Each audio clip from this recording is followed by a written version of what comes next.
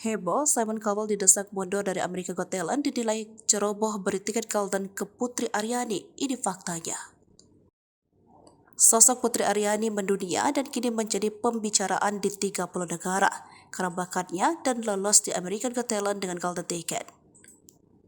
Golden Ticket itu sendiri diberikan oleh Simon Cowell, salah satu juri, dan membuat video penampilannya trending di 30 negara. Simon sempat menangis terharu melihat bakat suara dan talenta Putri Aryani yang sangat hebat.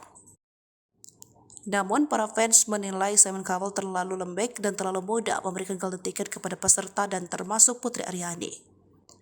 Hal tak baik untuk menjaga kualitas ke depan yang tidak sembarangan memberikan tiket lolos. Hal ini yang membuat netizen mendesak mundur Simon Cowell.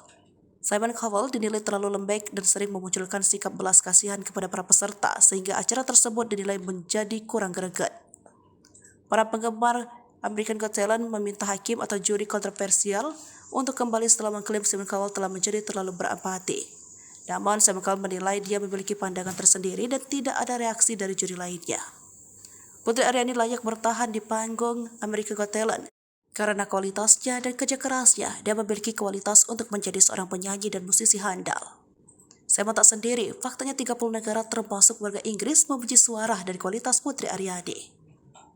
Berbicara secara eksklusif kepada dailymail.com, Putri Aryani tidak mengomentari soal desakan Simon Cowell mundur. Namun yang pasti, ia memuji sosok Simon.